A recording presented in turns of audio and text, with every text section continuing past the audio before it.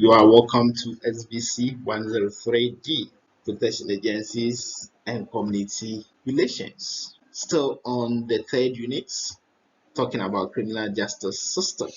And on the fifth session, that we're going to talk about perspectives on deviance and crime. And this session will explain sociological perspectives on crime and deviance.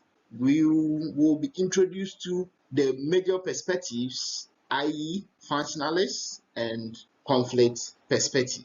And at these perspectives, it will help us to boost our understanding of crime and criminal justice in general. Follow the discussion as we dissect these perspectives on crime and deviance. At the end of this lesson, you should be able to explain the functionalist and conflict perspectives on crime and deviance. You should be able to highlight some differences and similarities between the two perspectives. So we'll take the functionalist perspective, and if for nothing at all, we have explained functionalist perspective in so many areas. So what is functionalist perspective? What do you understand by that? Right. The functionalist perspective, as you mentioned, throws more light on crime and deviance as a functional prerequisite or has a function for the society in several ways. So they view crime as something which is necessary within the society. They do not treat deviance or crime as a negative act in the society. Although they believe at a certain point, deviance and crime becomes dysfunctional for such that it is affecting our trust for one another, and it undermines our resolution to perform our roles. And we have three ways by which these functionalists operate within the arena of crime. For them, crime and deviance clarify moral boundaries. And the question is, how exactly does that happen? People tend to think that we are all free to act in the way we want, isn't it?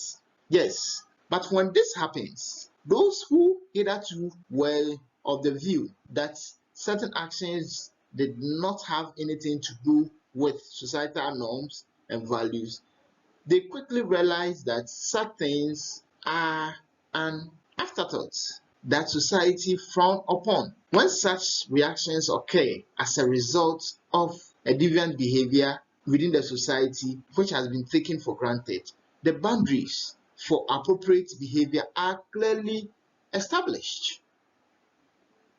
And the second arena within the functionalist perspective is the promotion of social unity.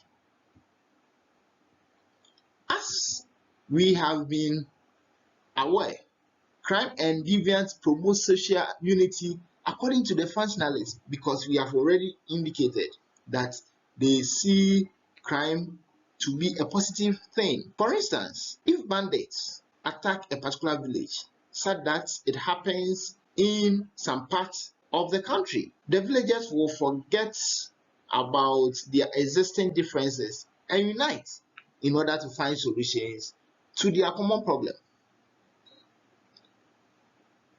So that conflict that has come to them, they will forget about their disunity and come together to fight those people. And as a result, it has brought them together. Thirdly, it promotes social change.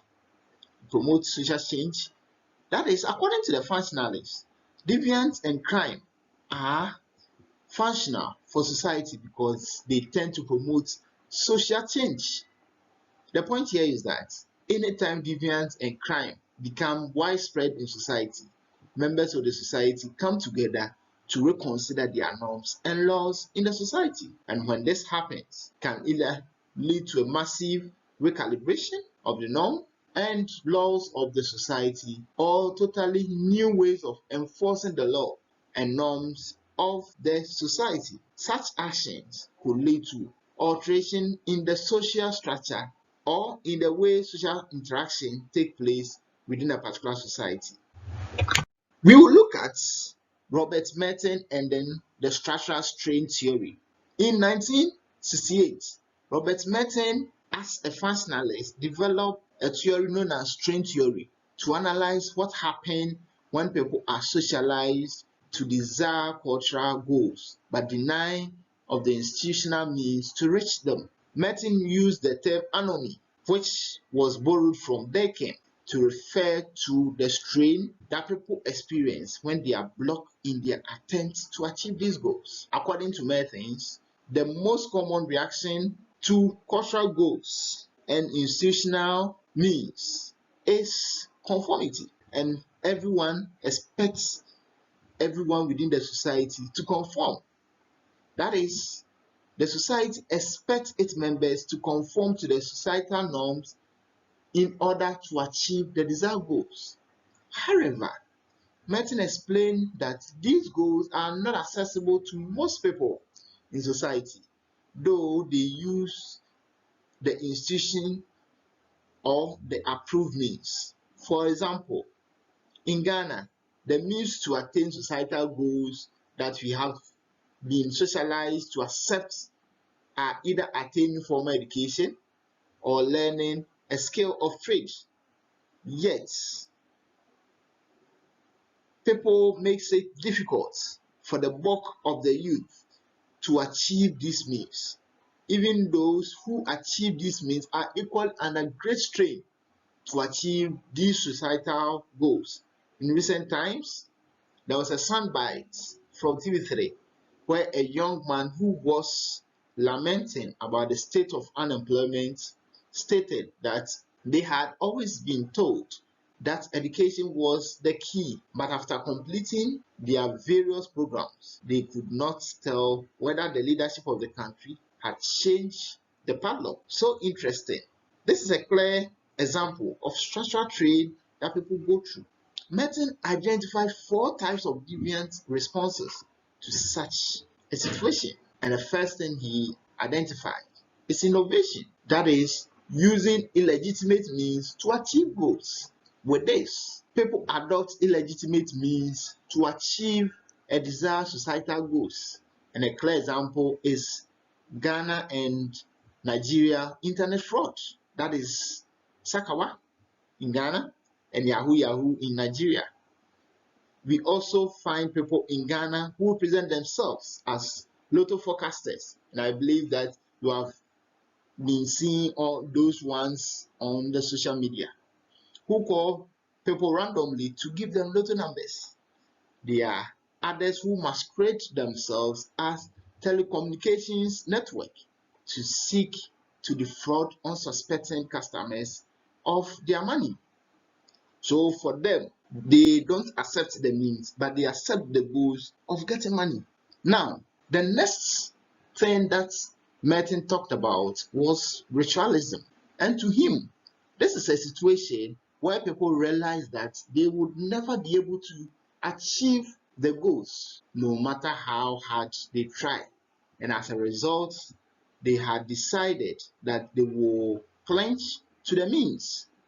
These people give up on achieving cultural goals but merely clench on conventional rules of conduct. In other words, such people have resolved that even though they will never achieve the desired goals, they will not circumvent the means. So their focus will not be on the goals, rather be on the means. So these people don't accept that they need to get money as a goal, but they will go to school, they will do what you expect them to do, but they don't only believe that in getting money that shows you are successful. The next group is reticism. So retists are people who reject cultural goals and drop out. In other words, these people no longer care about the cultural goals and the means to achieve them. We often find them in so many situations. You find that the person is essentially living in the society without any care about achieving anything for himself. Not that we are not talking about people with mental issues. These people are mentally sound, but they don't care about getting money or means to get the money. These are retreatists.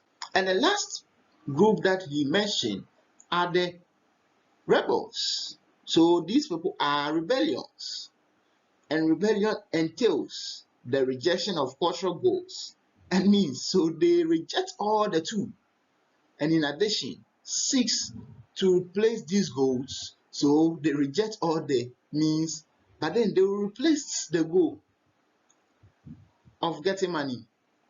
So they will not get money, they will do some other thing. For this category, people have ended up bringing a lot of changes in the society. And a typical example is Fidel Castro of Cuba. He was a rebel. He did not accept the means, he did not accept the goals. But then, through his rebellion nature, he has been able to replace the goal. And with that, we can say that he is a rebel. I hope you're understanding it. So, conformists, innovatists, ritualism, retreatists, and rebels. For the conflict perspective, they contend that the world is made up of groups who have different values and norms. They believe that the main question is that which group could actually impose its norms and values on society and make it stick. Moreover, the institutional order generates clashes and interests amongst the major group. So there are groupings in the society, and all these groupings comes together in a form of conflict and tension. They generate tension amongst the major groups. So the accounts wants to be dominant, the ones, and so on and so forth. They argue that the group that is able to enforce its values and norms and make them stick determines the nature and practice of the criminal justice system. So the group that will succeed in bringing its values and norms will have the criminal justice system as a result of their determination. And they further contend that the society has been structured in such a way that some groups are advantaged whilst others are disadvantaged. So we have the have-nots. The disadvantage in society have been labeled as deviant. Interesting. Have you ever seen the police conducting a swoop and gone to cantonments before? So they mostly go to these slums, and when they go to these slums, they mostly arrest people and label them as deviants. I hope you understand. Good. Not too soon, we've come to the end of this interesting session. This session introduced you to functionalists and conflict perspective on conflicts as well as criminal justice system, and we were made to understand the functionalist perspective explain crime to have a useful function for society, whereas conflict explains that crime and deviance occur because of the way the ruling class has defined and structured some activities in the society.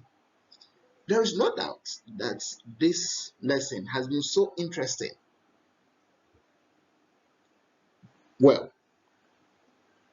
join me as we speak about the last session Still talking about criminal justice system, but from a different angle.